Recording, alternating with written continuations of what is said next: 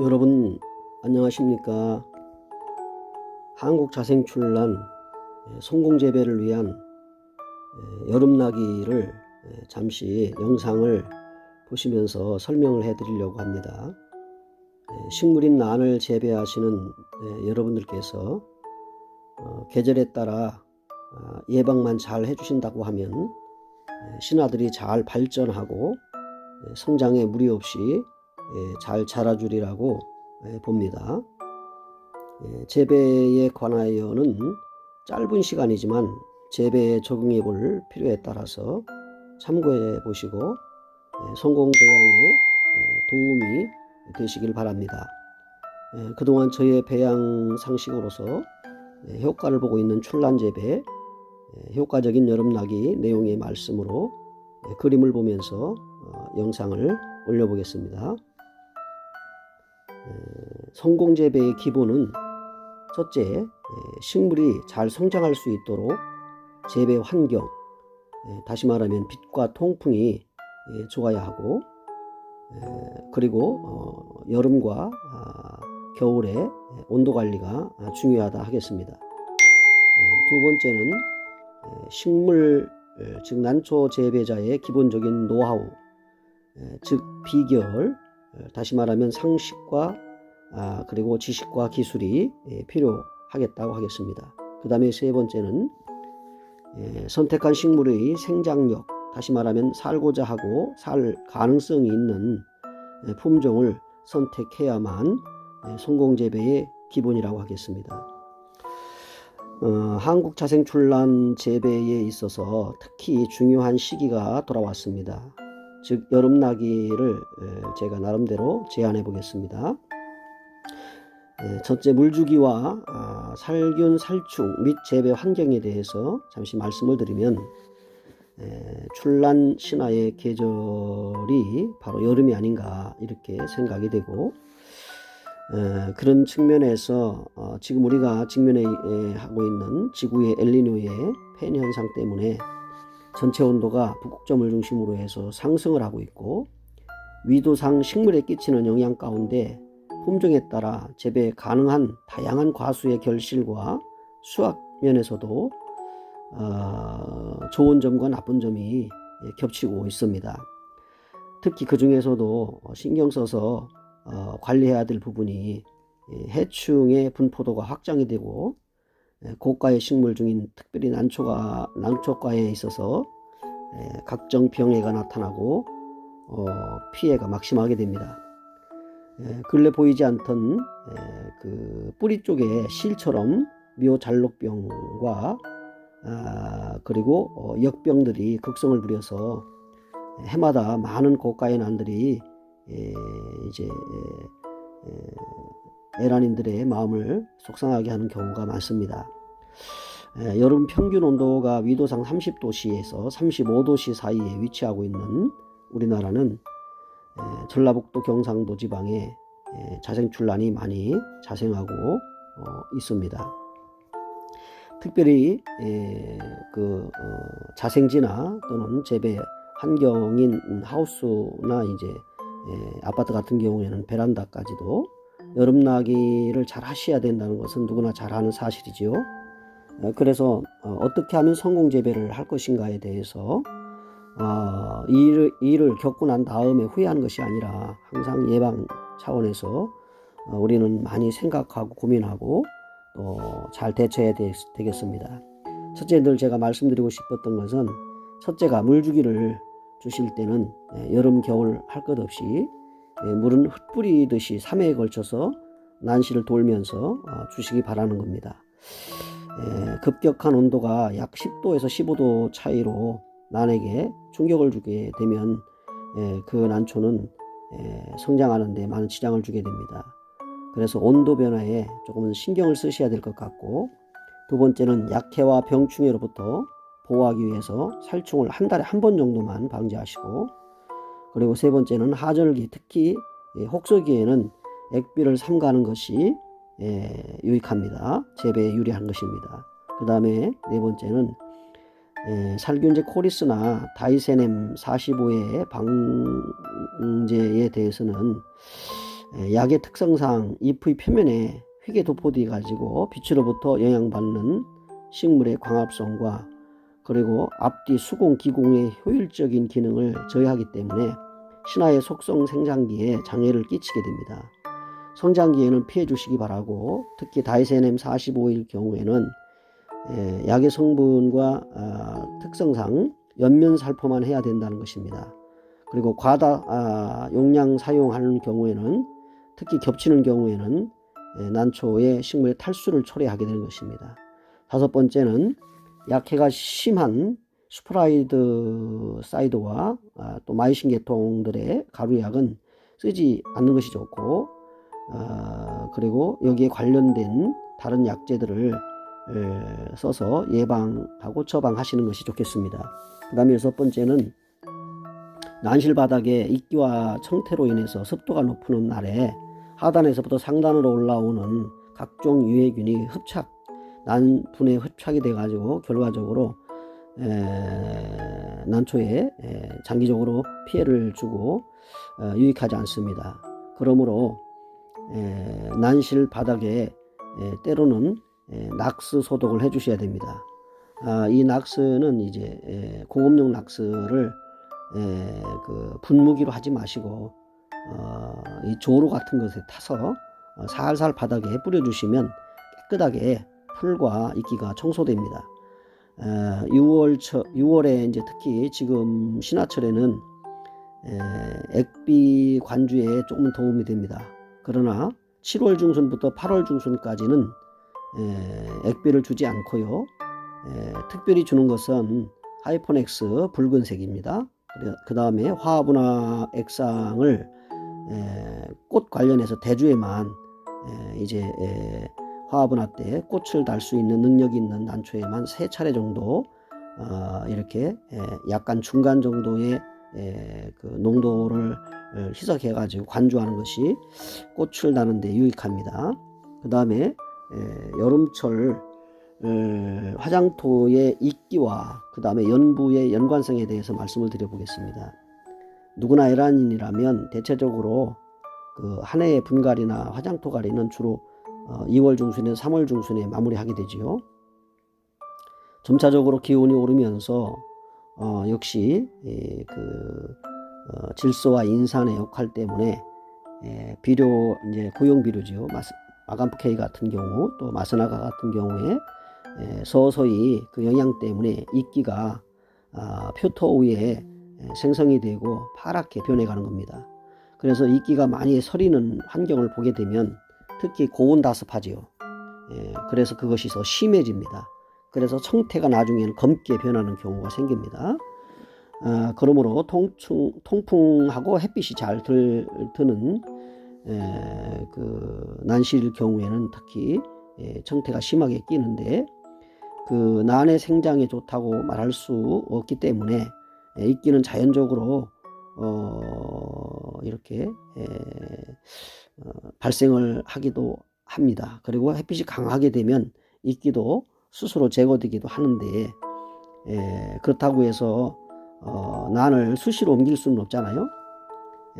그래서 늘 반그늘에 있는 그 자생지의 출란처럼 우리의 난실의 환경도 그렇게 맞춰주려고 노력을 하고 차광도 하고 그럽니다. 그러나 실내가 여름철에 장마철이거나 비가 자주 오거나 긴 시간 그 습도가 높을 때 비료의 질소질 특성상 때문에 녹태, 특히 푸른 이끼지요. 이것들이 많이 생성되고 만들어져서 에란인들의 난실에 그 재배하시는 분들이 눈살을 찌푸리게 하지요. 그래서 비료는 나가프케이와 그 다음에 천이나 망사로 싼 마스나가이면 여름이라도 비료는 충분하다 이렇게 여기고, 특별히 다른 액비라든지 그 다음에 그 시중에 나와 있는 비료들을 막 함부로 이렇게 주게 되면 그 비료 장애를 입게 됩니다. 약도 그렇고요. 그래서 무기질 각종 생성이 되고 있는 그 생장성 비료는 주지 않는 것이 혹서기의 여름에는 피해를 방지하는 방법 중에 하나이고요. 분 위에 푸른 이끼 녹태는 심해진 상태에서 처리가 늦어지면은 결과적으로 흑갈색으로 변해서 끈적거린 상태로 벌브에 붙기도 하고 통풍이 원활하지 못해가지고 신화의 생장을 방해하거나 역병이라든지 외부의 균을 흡착하게 됩니다. 그래서 여름이라도 푸른 이끼가 심하게 되면 충격을 주지 않는 한도 내에서 화장토가리를 붓으로 쓸어내려주고 다시 난석을 올려주는 것이 유익하다고 보겠습니다. 그래서 통풍과 분내 환경을 원활하게 해주고 시원하게 물주기를 해주시기 바랍니다. 요즘은 물주기가 아침보다 저녁 5시에서 6시 정도가 좋겠고 그 이후로는 아침에 주면 물기가 난석에 머물러 있다가 온도의 상승으로 인해서 분내의 습기가 데워짐으로써 난분에 잠재해 있는 곰팡이와 각종 세균이 활성도가 높아집니다. 조직이 연한 신화가 제일 먼저 무르게 되고 연도에 걸리게 되는 원인이 되기도 합니다. 그래서 난에는 균보다 충이 더 치명적인데 충을 잡지 못하면 스트레스로 인해 가지고 세력이 떨어지고 결국 세균이 발생하고 여러 가지 병균을 스스로 이기지 못하는 상태에 빠지게 됩니다. 그러므로 여름철에 효과적인 물주기에 대해서 한 번 더 강조해드리면 6월달 들어서서 장마가 시작되는 시점부터 물주기는 오후 5시에서 6시 이후에 하시고 3회 이상에 걸쳐서 물을 흩뿌려 준다는 것입니다. 그리고 특히 장마철 고온 다습할 때에는 가장 중요한 것이 물주기인데 기부나 뿌리에 물 고임으로 균의 활성도와 증식을 돕는 결과로 또 연부의 원인이 될 수 있는 과습을 피해야 한다는 것입니다. 하루든 이틀이든 장마철에는 습하여 잘 마르지 않기 때문에 반드시 마른 후에 오후 5시 난실 기온이 최고의 온도에서 10도씨 이상 떨어졌을 때 물주기를 원칙적으로 하시는 것이 좋습니다. 지금까지의 물주기는 장마가 시작되기 전이어서 다습하지 않아 거의 매일 오후에 물을 주기도 하고 그렇게 3일마다 물을 주기도 합니다. 이제는 장마가 시작되면서 자주 오는 비로 인해서 습도가 높아집니다. 이때가 난초에 질병이 가장 많이 일어날 수 있는 취약한 시기입니다. 그리고 물은 고인 물이나 담아둔 물을 사용하지 마시고 수돗물을 직수로 하시기 바라며 오래된 호수에는 이끼가 끼어 있기 때문에 교체를 해주는 것도 하나의 예방입니다. 자주 쓰지 않는 그 호수나 조루를 사용하게 되면 그 안에 이끼가 있기 때문에 균이 침입될 수 있습니다. 흰 천으로 입구를 막고 물을 주다가 일주일 정도 지나 확인해 보시면은 천에 파란 이끼가 끼는 것을 확인할 수가 있습니다. 그래서 물주기가 끝난 후에는 수도를 껐다 해도 호수에 남은 물이 고여 여름 날씨에 물이 데워지면서 이끼를 만듭니다. 그래서 오래 사용하시는 호수에 이끼가 붙어 균을 발생시키기도 하는 것이죠. 그것을 바로 이제 물을 주게 되면 식물의 그 난석에 흡착이 되는 경우가 많이 있다고 생각이 됩니다. 특히 지상난실의 경우에 항상 과습과 이끼 그리고 물주기에 있어서 특별히 자동화 시설이 되어 있지 않는 자주 사용하지 않는 그런 조루나 호수를 통해서 물을 주게 되면 이런 결과를 가져올 수가 있다는 것을 참고해 주시기 바랍니다. 여러 가지 이제 성공 재배를 위한 종합 제안에 있어 가지고 뭐 봄, 여름, 가을, 겨울 특별히 강조해야 될 살균이나 살충에 관련해서 그리고 그 약들의 성분에 대해서 그리고 가장 난초가 취약한 여름철 곰팡이와 균에 대해서 어떤 약을 써야 될지에 대한 그런 궁금한 내용들이 특별히 에란인들에게는 정확한 답이 없고 약을 선택하는 것도 미리 예방 차원에서 하는 것이라 그렇겠지만 너무나 선택하는 약들이 다양하다는 것입니다. 그 약들이 좋은 효과를 주기도 하겠지만 약해를 입히기도 하기 때문에 늘 출고된 약에 있어 가지고 정확한 비율을 맞춰줘야 된다는 것이고요.